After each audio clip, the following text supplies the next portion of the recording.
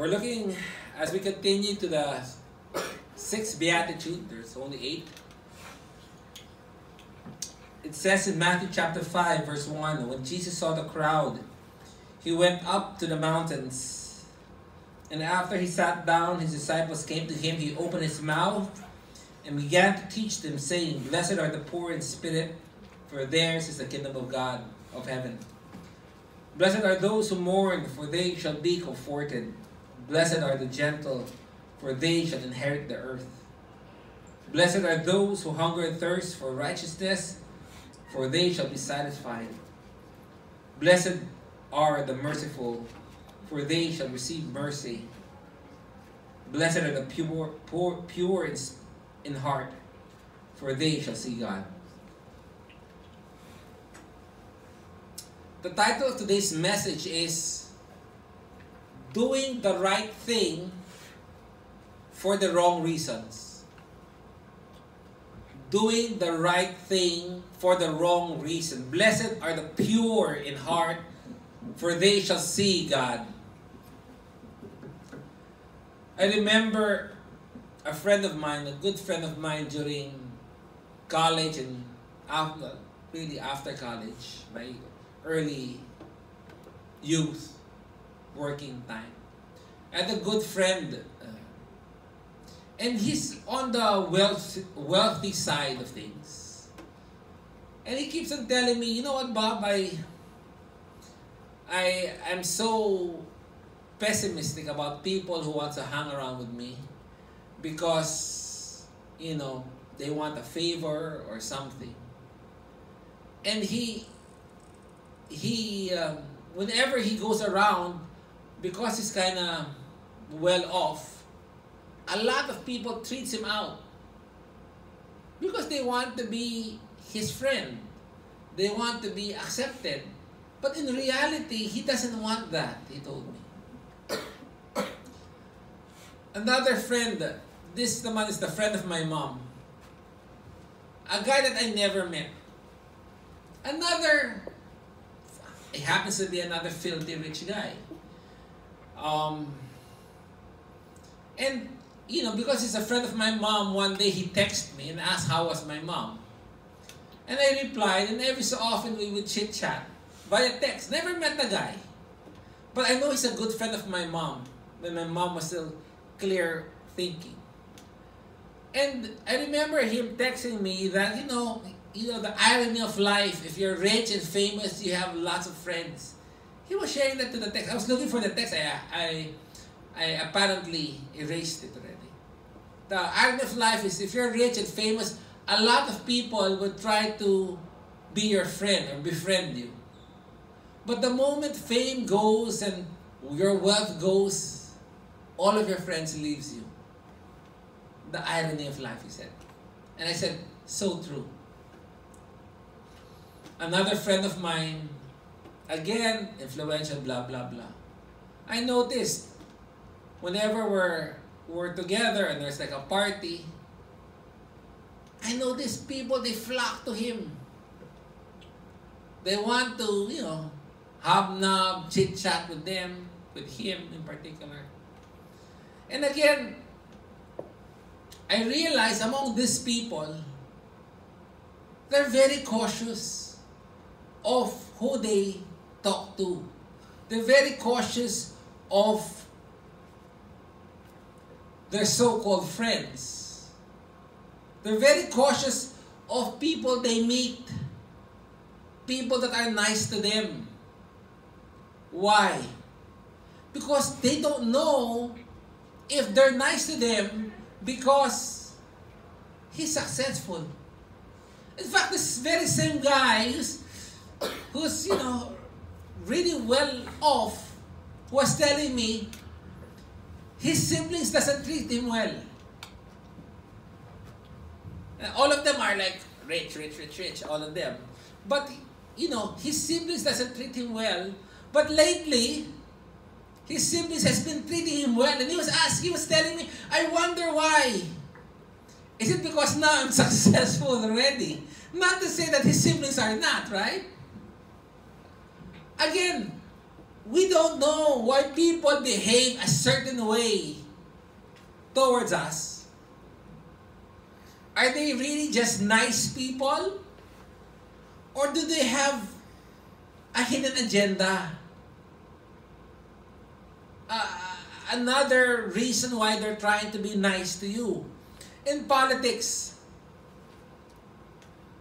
people, they will fall over you. If you're in power, I can imagine Duterte right now, right? All the leeches trying to suck his blood, trying to be in his good side, and maybe the good side of even Sara Duterte and the two sons, whatever their name are, Paulo or whatever, those guys. Why? They're in power. But the moment they're not in power, guess what? They all say goodbye. Joe De Velasco, when he was running for president, wow! If you pass by Dasma, you see his house. It's full of cars. A lot of visitors, a lot of well-wishers, a lot of but the very next day after election, totally silent. It's totally sad, right? And politicians, you see them what? Doing medical missions, trying to be nice during elections. They're trying to do all of these things. They're trying to entertain. They're trying to dance. They're trying to be very pleasing. Is it really because they love their constituents? Or is it really because they want to steal from their constituents? I mean, honestly, why would I want to enter politics? No, honestly, I want to enter politics. But the reality is I'll never enter politics, right? And have a 30,000, 40,000 salary. Unless I really love my constituents, right? If I'm a communist. But most of these people are not. They're doing good because they want something in return. They want their votes. And once they get their votes, they want their money. Social clubs is the same. People, they laugh and chit-chat, blah, blah. But at your back, what? Do they backbite? So, that's the point of the message. A lot of people are doing the right thing, but for the wrong reasons. Right? The wrong reason in our personal life. Bambino, you're applying for college, right? And some people, they would start volunteering. Why? So it's a good credential in the application form. I heard, well, he's not applying, but I heard in Harvard, they look up at social services. So people, they brush up volunteering, not because they care for the poor, not because they care for the kids or whatever cause that is. It's because it's good in their resume. Some people are so helpful, they're so courteous, they're so nice. Because why? Their crush is in front. It's their classmate. And they want that girl or that guy to have a good impression on them. They're doing the right thing for the wrong reasons. For some of my kids, it's so unusual. In a sense, it stopped already. But before, out of the blue, they'll be nice to us. They'll be serving us. And I remember my wife would say, "Oh, what do you need again?"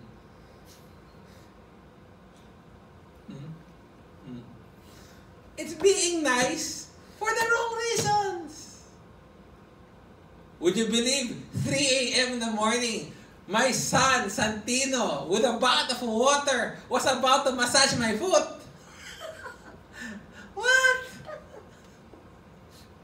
It was the right action but the wrong motives. And that is the situation. That is true to a lot of us. For the employee, they flatter the boss. Bordering lying. Why? They want a good raise, a good evaluation. Doing the right thing for the wrong reason.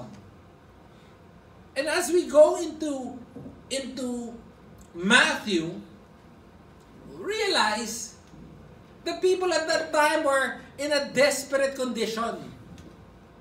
Politically, they've lost their freedom under the Roman bondage. Economically, they're struggling. Why? Their fellow Jews is leeching them of their money as tax collectors. Taxing them exorbitantly. Spiritually, the Jews were in trouble. Why? Because they're being led by the Pharisees. Out of this desperate situation, John the Baptist comes into the picture and proclaims that the kingdom is at hand.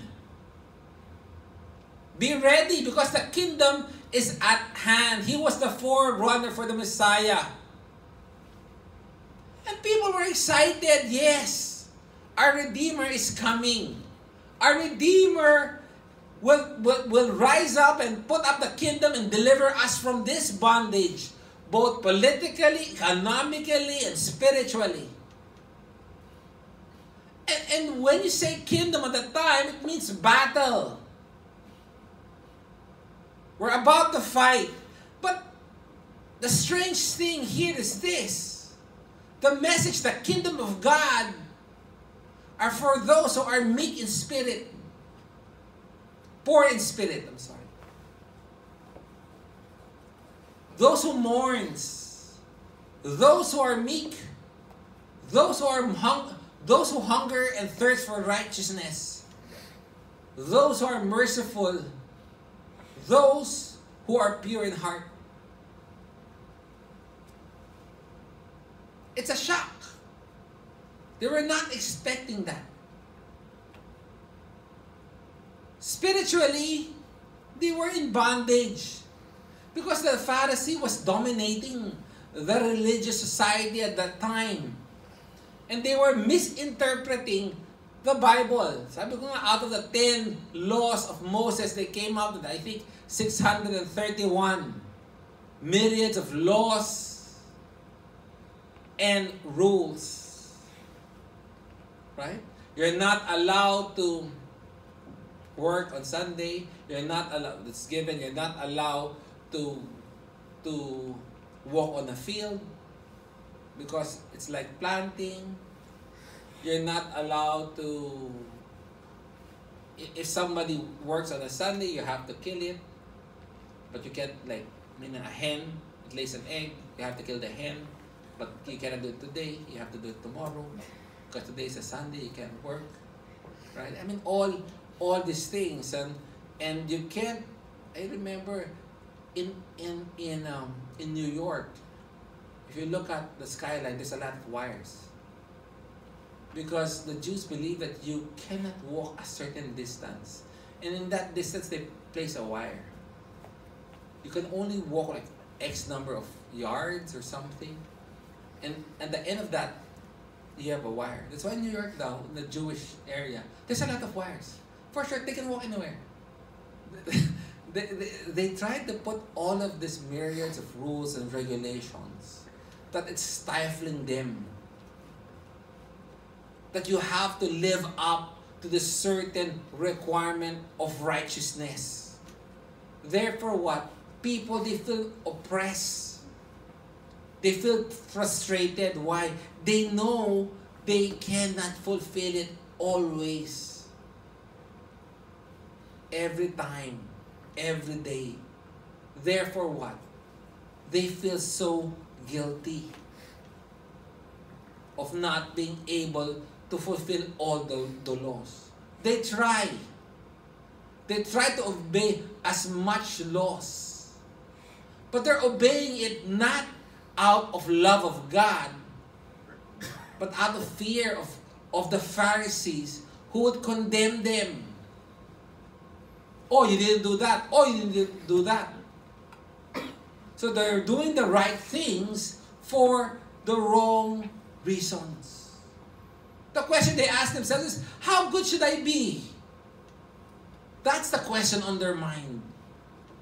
Given all these rules, it's a question that is nagging, that is persisting, that was on their heart. What is the requirement? What is the standard for me to be able to see God? How often do I have to do good? Remember the rich young ruler? Pastor, I've done all of this. What else must I do? They pride themselves in doing a lot of things. Right? But here in Matthew chapter 5 verse 8, it says, blessed are the poor in heart. That's what you need. To be pure in heart. The Jews, the Pharisees, missed out on that. They think that just by doing good is enough. But the point is, it's not enough. If your motives in doing good is wrong. You're being nice to certain people. Why? Because you want a certain request, a certain favor. Blessed are the pure, and this has been ingrained in the Old Testament. This is not something new. Psalm 51 verse 6 says, behold, thou desirest truth in the inward parts. Go to 1 Samuel 16.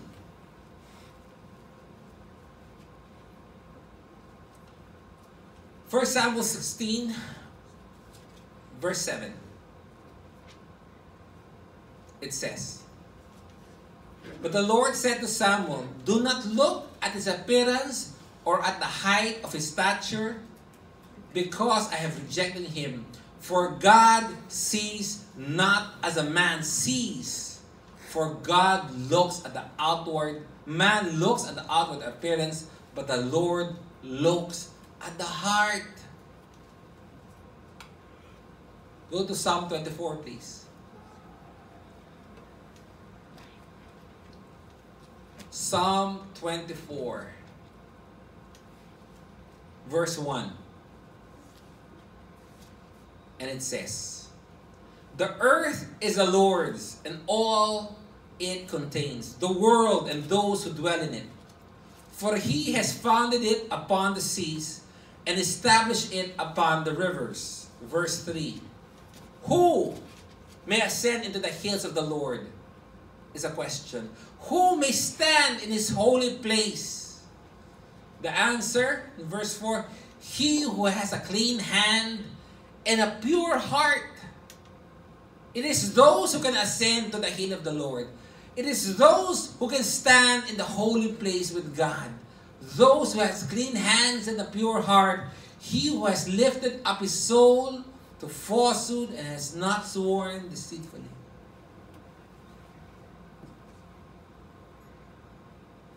Who is going to see God?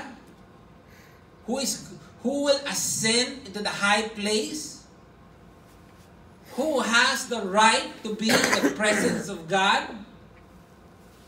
Only those with pure hearts. That is what the Bible is telling us. Go to Ezekiel, please.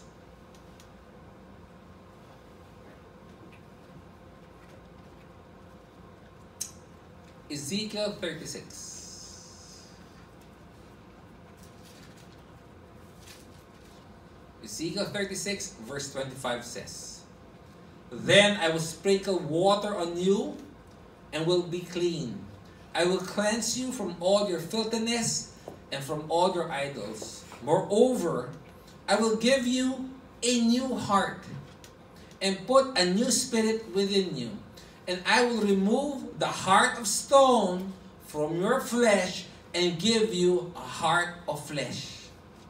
I will put my spirit within you and cause you to walk in my statutes, and you will be careful to observe my ordinance. It is God's work to put a pure heart, a new heart in us. How do you know a person has a pure heart? Because his ways are pure. You do not expect a person who does not have a pure heart to act purely. Only those whom God has placed a new heart in them, a new heart of flesh, they are the ones who are expected to act according to who they are. By the way, remember, blessed, these are the people approved by God. These are the people that are going to heaven. These are the people who are part of the citizenry of heaven, who's now living still here on earth. Their hearts are pure. To them and them alone will they see God. Only them.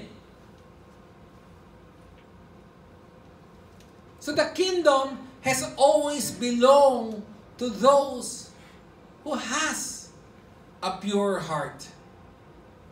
Now, I ask, what do you mean by pure heart? What's a heart? You know, a lot of us, the word heart comes from the word cardia, which means cardia, where the word cardia comes from. Psychologically, a lot of people, physically, the heart is just a muscle, right? They say a typical heart beats about 70 beats per minute, which is about 40 million beats a year, which is about 2.5 billion beats if you live 70 years old. So, manapir. And a 2.5 billion beats, right? Now, one beat discharges 4 ounces of blood per beat, on average. Which means what? In one day, 3,000 gallons. Dami, no? 3,000 gallons. The 5-gallon water, 3,000. In 1 year, 650,000 gallons. Right? Enough to fill more than 81 tank cars of 8,000 gallons each. Outrageous. Now, a heartbeat has power, right? The 1 hour of power it produces can lift a 150-pound man 3 stories high. In 1 hour, the energy it produced can lift a 150-pound man 3 stories high in 1 hour. In 12 hours of beating, it has enough energy to lift a 65-ton tank 1 foot off the ground. Oh, 12 hours lang yun, half a day. In 7 years, it can lift the largest battleship off the water. Huh. So powerful, you know, when God made this heart, so good, no? I mean, we don't think about it, it's always working, it's always working, it's always working. Metaphorically, The heart has its own meaning, right?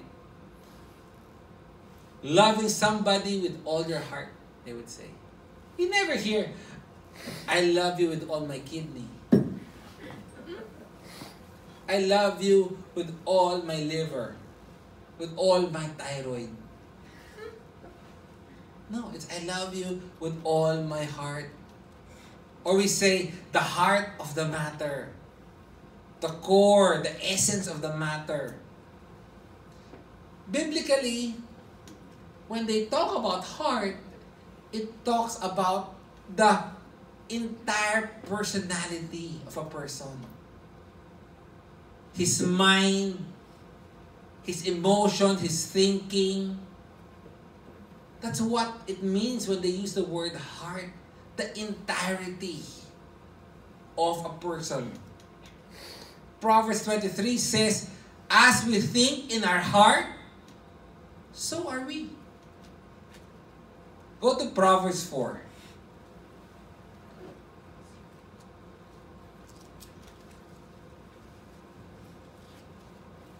Proverbs 4:23 says, keep your heart with all diligence, for out of it are the issues of life.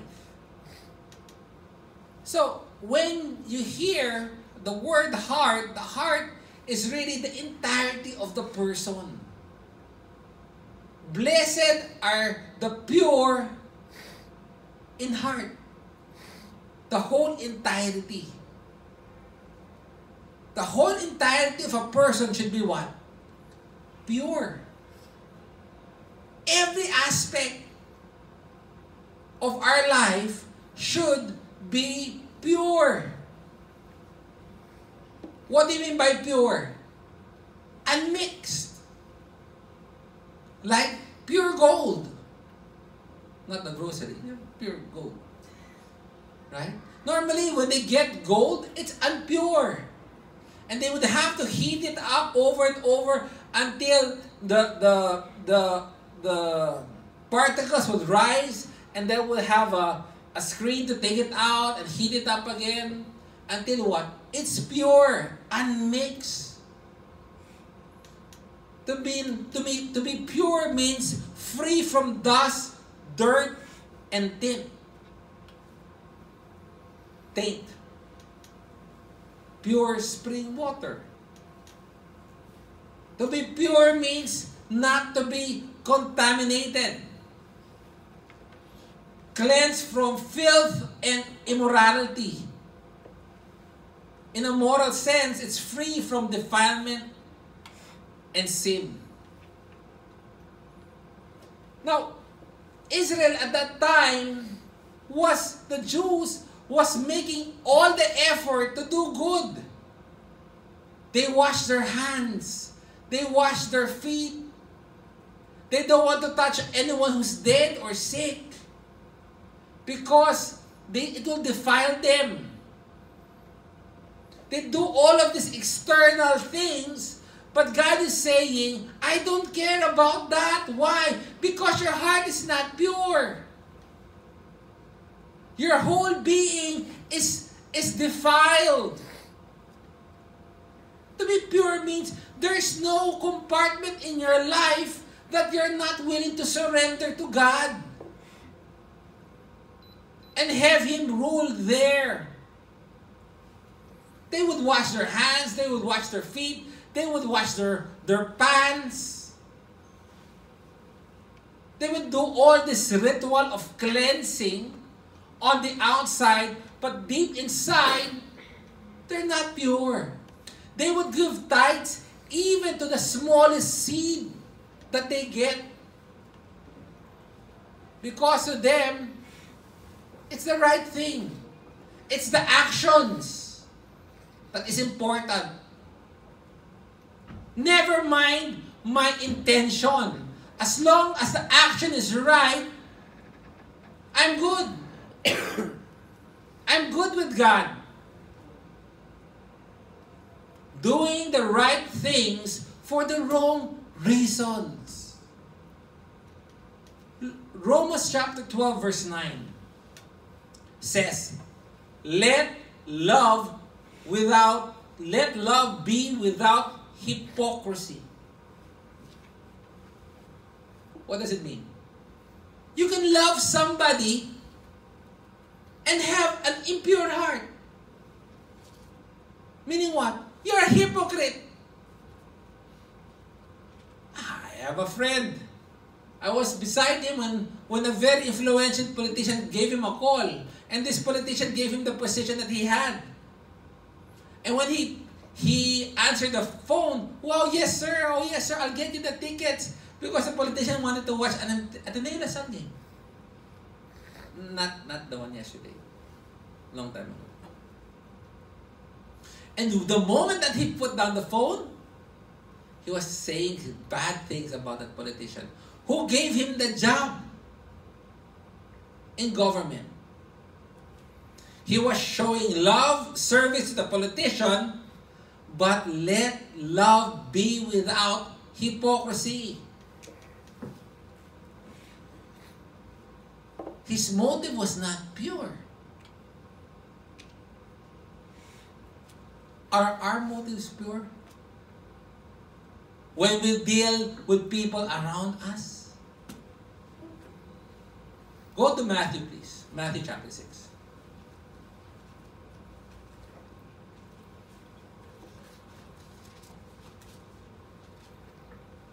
Matthew 6, verse 1. We'll read 1 to 4. It says, beware of practicing your righteousness before men to be noticed by them. A lot of people, they practice being good in front of men so that men will tell them, wow, he's so good. Wow, he's so religious. Wow, he's so charitable. They donate and they post it in Instagram for the whole world to know that they're good. The Bible, beware of practicing your righteousness before men to be noticed by them. I will donate, but make sure that my plaque is big. Otherwise, you will have no reward with your Father who is in heaven. You know, sometimes I have an issue with this, personally. And God knows. Sometimes I want to give an illustration, but sometimes I say don't. Because nga, they might think, you know, I'm trying to practice righteousness before men, right? But honestly, no naman. Sometimes I want just to give an example na, hey, guys, it's doable, right? It's not something. And, you know, God knows our heart naman. But the point is, are you doing that to be noticed by men? Right? Verse 2. So when you give to the poor, do not sound a trumpet before you. Oh, I will donate, call the whole barangay. Let's make a big deal about this. So when you give to the poor, do not sound a trumpet before you, as the hypocrites do in synagogues and in street, so they may be honored by men. I told you before, right? When there's two donation box in the temple. One is for the big donation and one is for the small donation. In the big donation, they will announce how much you will donate. Mr. Cordon is donating 10,000 pesos. Blah, blah. Mr. Ano is donating 20,000 pesos. Wow, ang bait niya, ang yaman. So when you give to the poor, do not sound a trumpet before you, as the hypocrites do in the synagogue and in the streets, so that they may be honored by men. Truly, I say to you, they have their full reward. Ala na. Yung praise of men ang reward mo. But when you give to the poor, do not let your left hand know what your right hand is doing, so that your giving will be in secret, and your Father who sees what is done in secret will reward you. Doing the right thing for the wrong reasons. Are you doing things so that people might praise you? Are you doing some things so that you might puff up your own spirit? We do this to men. Right? But even in prayer, some of these, when you pray, lock yourself up. Meaning what? Don't do it for men. Don't do it for the wrong reasons. Go to 1 Timothy chapter 6, please.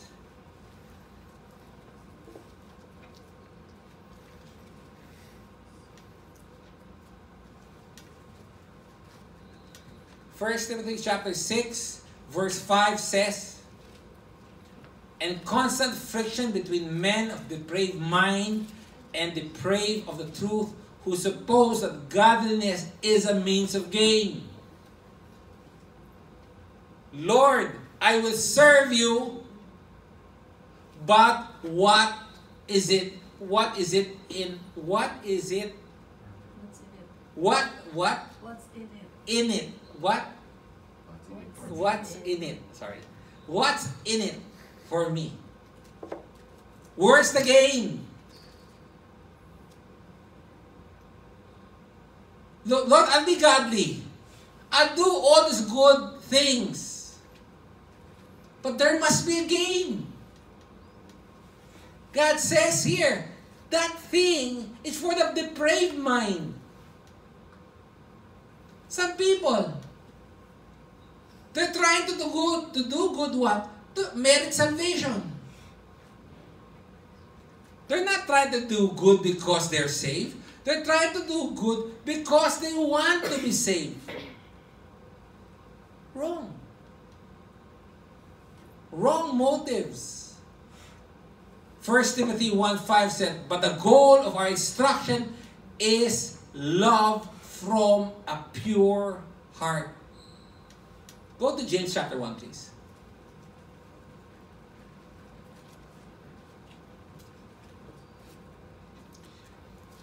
James chapter 1 says, "A pure and undefiled religion in the sight of our God and Father is this: to visit orphans and widows in their distress, and to keep oneself unstrained by the world." Why? Because the orphans and the widows can't return the favor. That's pure religion. When you do things not because you can get something out of it. It's because you simply are convicted by God. I remember during the early times of CCF, a lot of people in advertising was attending CCF. Because a lot of executives of big companies were attending in CCF. They want to get the account. But when you help the orphans and the widows, what do you get in return? Nothing. No favor. It's simply out of your conviction given to you by God that you serve them. No business deals. No favors. Some people, they use God as a means of gains. They serve God to manipulate God. They're doing the right things for the wrong reasons because they want gain. At the end of the day, God will look at your heart. The value of your actions finds its value in our motives. Not all actions are the same. It will be weighed by the motives you have in doing and saying those words and actions. Why do you do what you do?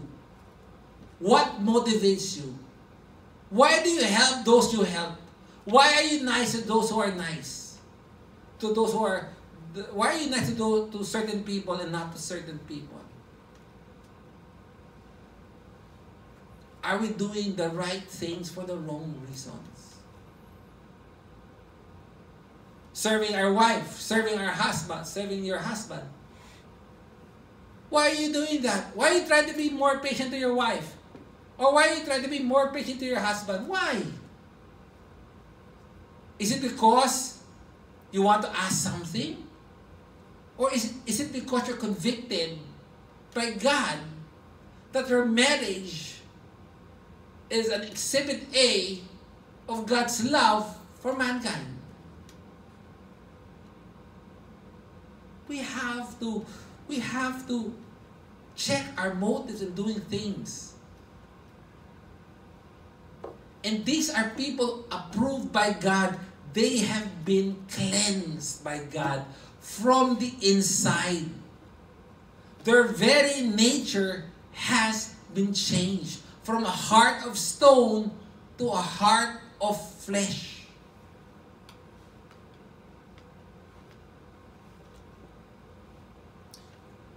Go to 2 Corinthians, please. 2 Corinthians chapter 7.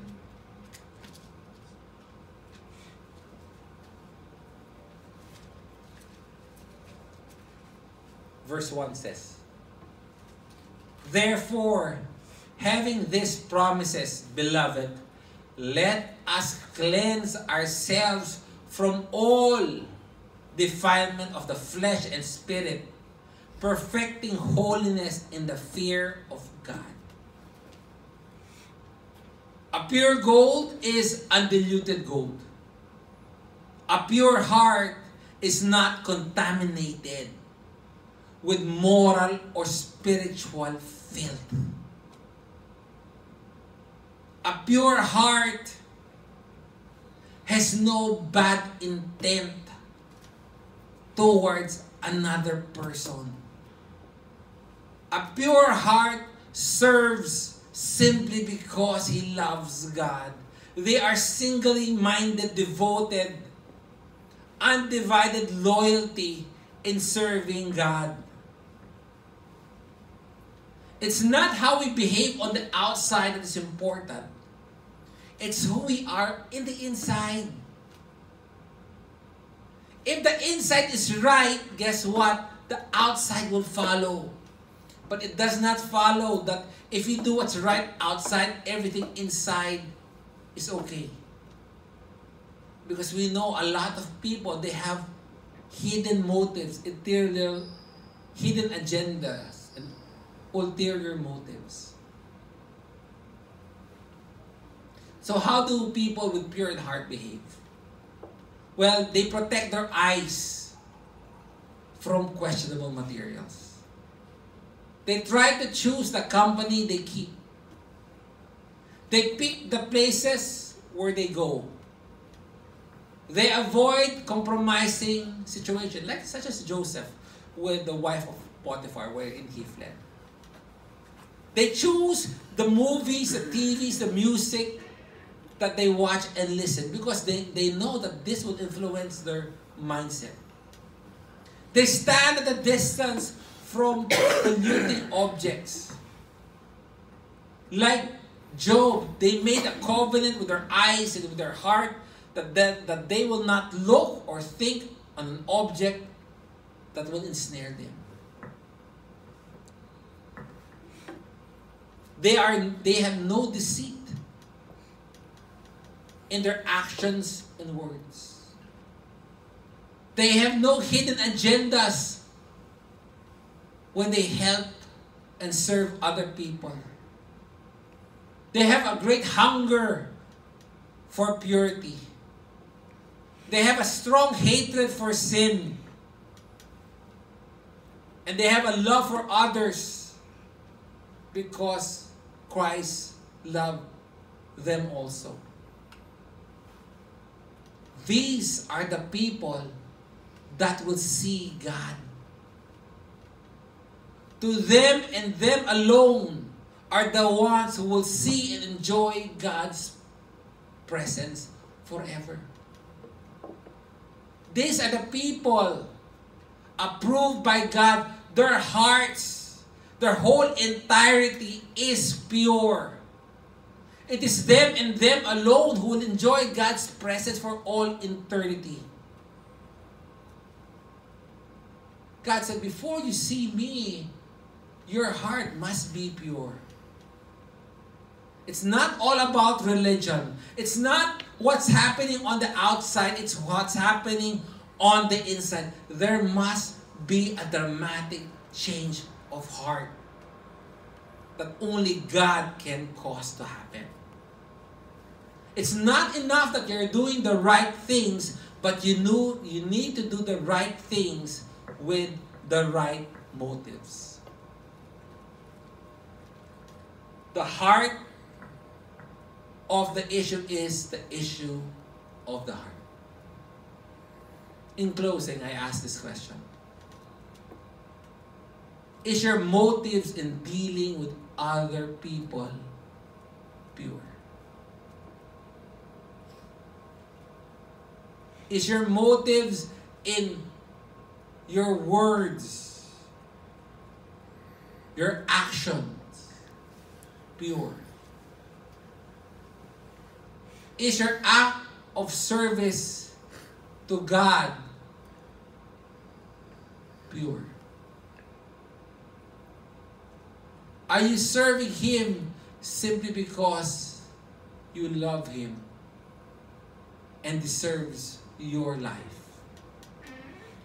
My prayer for us today is the same prayer that David prayed in Psalm 51 verse 10, which says, "Create in me a clean heart, O God, a renewed and steadfast spirit within me. Create in me a clean heart, O God." Thus says the Lord. Amen. For our last song.